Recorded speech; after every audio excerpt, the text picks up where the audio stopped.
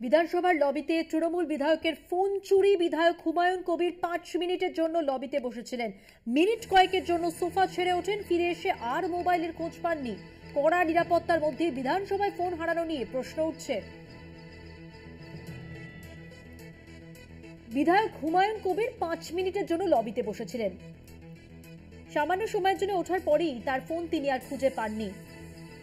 কড়া নিরাপত্তা বিধানসভায় রয়েছে, তা সত্ত্বেও কিভাবে ফোন হারিয়ে গেল তা নিয়ে কিন্তু প্রশ্ন উঠছে।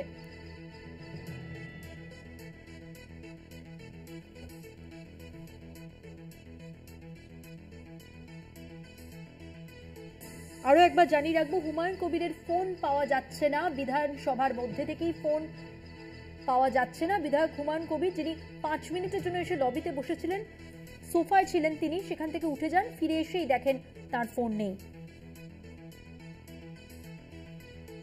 কিভাবে এত নিরাপত্তার মধ্যে ফোন চুরি গেল, বা বলা যেতে পারে ফোন পাওয়া যাচ্ছে না কেন, সে নিয়ে প্রশ্ন। বিতর্ক পিছু ছাড়ছে না ভরতপুরের বিধায়ক তৃণমূল কংগ্রেসের হুমায়ুন কবিরের। বিধানসভার লবি থেকে এবার চুরি গেল খোদ বিধায়কের ফোন, প্রশ্ন উঠছে তাই নিয়ে।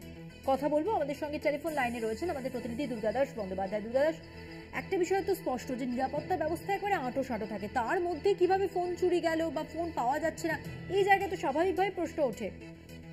দেখো, রাজনৈতিক মহলে একটা কথা বলা হচ্ছে যে বজ্র আটুনি ফসকায় গেরো হয়েছে হয়তো। তার কারণ হচ্ছে যে বিধানসভার লবি, তুমি জানো যে বিধানসভার গেট পেরিয়ে অনেকটা পথ পেরিয়ে তারপর বিধানসভার লবি, এবং সেই বিধানসভা আপনি যে উপভোক্তাকে ডায়াল। আমাদের সঙ্গে যোগাযোগ বিচ্ছিন্ন আমাদের প্রতিনিধি দুর্গাদাস বন্দ্যোপাধ্যায়। তবে যে কথা আপনাদের জানাচ্ছিলাম যে বিধানসভার লবি থেকে চুরি গেল কি করে খোদ বিধায়কের ফোন, তৃণমূলের ভরতপুরের বিধায়ক হুমায়ুন কবিরের আইফোন চুরি গেল কিভাবে, সেই নিয়ে কিন্তু এখন তোলপাড়। 10টা 40 মিনিট নাগাদ বিধানসভার লবিতে এসে খাতায় সই করে লবিতে থাকা সোফাতে একটু বসেছিলেন তিনি, আর তারপরেই 5 মিনিটের জন্য একটু ওঠেন, তারপরেই ফিরে এসে দেখেন তার ফোন নেই। পুলিশকে গোটা বিষয়টি জানানো হয়েছে। হেয়ার স্ট্রিট থানায় মৌখিক অভিযোগ জানানো হয়েছে। দুর্গাদাস বন্দ্যোপাধ্যায় প্রতিনিধি তার সঙ্গে যোগাযোগ করেছে। দুর্গাদাস, যেমনটা তুমি বলছিলে, এত পুলিশ এবং সব থেকে বড় কথা বিধানসভার অন্দরে নিজস্ব সিকিউরিটি ব্যবস্থা রয়েছে, তার সত্ত্বেও যেভাবে ভরতপুরের বিধায়ক হুমায়ুন কবিরের আইফোন ঠিক খুঁজে পাওয়া গেল না, বলা যেতে পারে চুরি হয়েছে বলে তিনি ইতিমধ্যেই টেলিফোনে হেয়ার স্ট্রিট থানায় অভিযোগ জানিয়েছেন। ফলে বিষয়টা নিয়ে বিধানসভার অন্দরে যে নিরাপত্তা জনিত আঁটোসাঁটো করার কথা বলা হলেও সেখানে যে অনেক ফাঁকফোকর থেকে যাচ্ছে এবং সিসিটিভি সার্ভিলেন্স থাকা সত্ত্বেও কেন সেটাকে ডিটেক্ট এখনো পর্যন্ত করা গেল না, এই নিয়ে কিন্তু বিভিন্ন মহলে প্রশ্ন উঠছে। ফলে বিতর্ক যেমন একদিক থেকে এই হুমায়ুন কবিরের পেছু ছাড়ছে না, সংখ্যা খুব একটা ভালো যাচ্ছে বলে লোকে মনে করছে না। তার কারণ একবার এক একটা মন্তব্যের জন্য যখন তিনি দলনেত্রী কাছে ভর্তিত হচ্ছিলেন, তার পাশাপাশি আবার তার আইফোনটি চুরি হয়ে যাওয়াতেও কিন্তু তার যে সময়টা খারাপ যাচ্ছে এটা বোঝাই যাচ্ছে।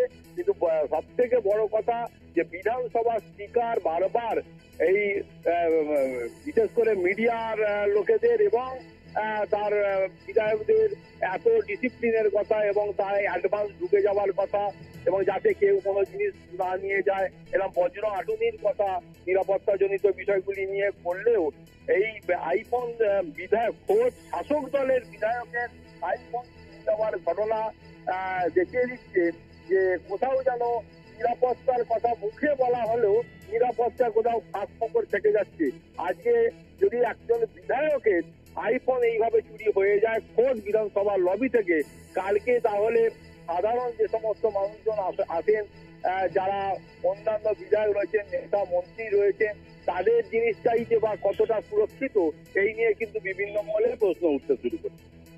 ধন্যবাদ। কথা বললাম প্রতিনিধি দুর্গাদাস বন্দ্যোপাধ্যায়ের সঙ্গে।